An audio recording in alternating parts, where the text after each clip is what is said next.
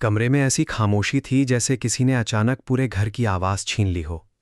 कुछ देर पहले तक जहां सवाल थे, बहस थी और नाराज़गी थी, वहां अब सिर्फ भारी सांसों की आवाज़ सुनाई दे रही थी। नायरा और कार्तिक सामने खड़े थे। दोनों एक दूसरे का हाथ थामे हुए थे, लेकिन इस बार उस हाथ में खुशी से ज़्यादा डर था। उन्हें मालूम था कि वे जो कहने जा रहे हैं उससे घरवालों के दिल को चोट पहुंच सकती है। फिर भी दोनों जानते थे कि अब सच छिपाकर जीना उनके लिए और मुश्किल हो जाएगा।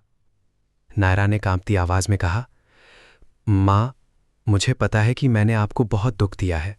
मैंने जो फैसले लिए उनमें शायद मैंने सिर्फ अपना दर्द देखा। मैंने ये नहीं सोचा कि मेरे हर फैसले का असर आप पर कितना पड़ रहा है। लेकिन आज मैं आपसे सिर्फ एक बात कहना चाहती हूँ। मैं अब अपने दिल से झूठ नहीं बोल सकती। माँ ने उसकी तरफ देखा। आंखों में आंसू थे, लेकिन आवाज में गुस्सा नहीं था। उन्होंने धीरे से पूछा, तो अब क्या चाहती हो? नायरा के पास जवाब था, लेकिन उसे बोलने की हिम्मत नहीं हो रही थी। कार्तिक ने उसकी तरफ देखा और उसका हाथ और मजबूती से पकड़ लिया। हम फिर से साथ रहना चाहते हैं। बस इतना सुनते ही कमरे का माहौल बदल गया। एक पल के लिए किसी ने कुछ नहीं कहा। फिर कार्तिक के पिता ने गहरी सांस ली और बोले, तुम दोनों को पता भी है तुम क्या कह रहे हो? 2 साल तक हमने तुम्हारे बीच की लड़ाई देखी, तुम्हारा गुस्सा देखा, तुम्हारी गलत फहमियां देखी। फिर तलाक के बाद हमने खुद को समझाया कि शायद यही तुम्हारी जिंदगी के लिए सही है।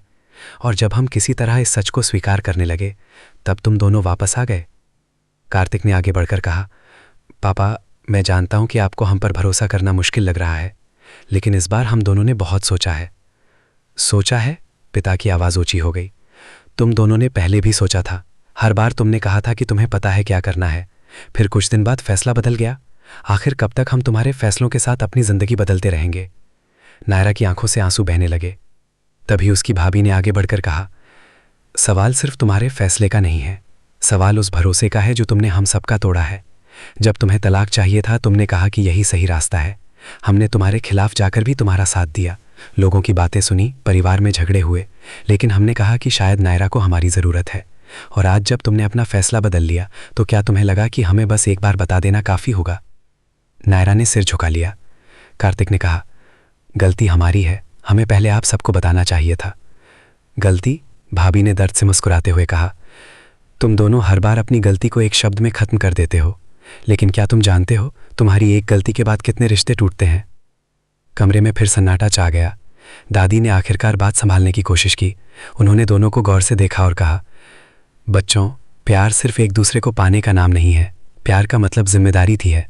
अगर तुम दोनों सच में एक दूसरे के साथ रहना चाहते हो, तो पहले ये साबित करो कि इस बार तुम्हारा फैसला गुस्से या डर में नहीं लिया गया। कार्तिक ने तुरंत कहा, दादी, इस बार मैं पीछे नहीं हटूंगा। ये बात तुमने पहले भी कही थी। कार्तिक चुप हो गया। नायरा ने पहली बार सबकी तरफ सीधे देखा। इस बार मैं भी पीछे नहीं हटूंगी। माँ ने आंसू पोंछते हुए कहा, मुझे तुमसे गुस्सा नहीं है नायरा, मुझे डर लगता है। डर इस बात का कि कहीं तुम फिर टूट ना जाओ, और डर इस बात का भी कि कहीं मेरा बेटा फिर तुम्हें खो ना दे।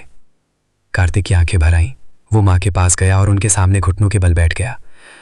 माँ, मैंने आपको बहुत दुख दिया है, मुझे पता है, लेकिन इस बार मैं आपसे कुछ मांगने नहीं आया हूँ। मैं बस चाहता हूँ कि आप मुझे एक मौका दें। अगर आपको लगता है कि मैं गलत हूँ तो मुझे समझाइए, लेकिन मुझे अपनी ज़िंदगी से नायरा को निकालने के लिए मत कहिए। मैं ऐसा नहीं कर पाऊंगा। माँ ने उसके सिर पर हाथ रखा, लेकिन आशीर्वाद नहीं दिया। उन्होंने बस इतना कहा, मुझे थोड़ा वक्त चाहिए। यही जवाब कार्तिक के लिए सबसे बड़ा झटका था। उसे उम्मीद थी कि शायद कोई उसे गले लगा लेगा, शायद दादी उसका साथ दे देंगी, लेकिन परिवार का दर्द इतना गहरा था कि कोई भी तुरंत उनकी खुशी का हिस्सा बनने को तैयार नहीं था। रात को नायरा और कार्तिक अपने कमरे में बैठे थे। दोनों के बीच वही सवाल था, अब क्या? नायरा ने धीमे से पूछा, क्या हमने गलती कर दी? कार्तिक ने उसकी तरफ देखा, नहीं, लेकिन सब हमसे नाराज हैं। नाराज है इसका मतलब ये नहीं कि वे हमसे प्यार नहीं करते। अगर उन्होंने हमें स्वीकार नहीं किया तो?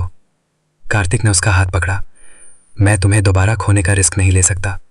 नायरा कुछ पल चुप रही। कार्तिक ने कहा, अगर ज़रूरत पड़ी तो हम सबको मनाएंगे। 1 दिन में नहीं, 10 दिन में नहीं, जितना वक्त लगेगा। नायरा की आंखों में उम्मीद की हल्की रोशनी आई, लेकिन तभी बाहर से एक आवाज़ आई। दोनों चौंक गए। किसी ने उनके कमरे के बाहर खड़े होकर उनकी पूरी बातचीत सुन ली थी।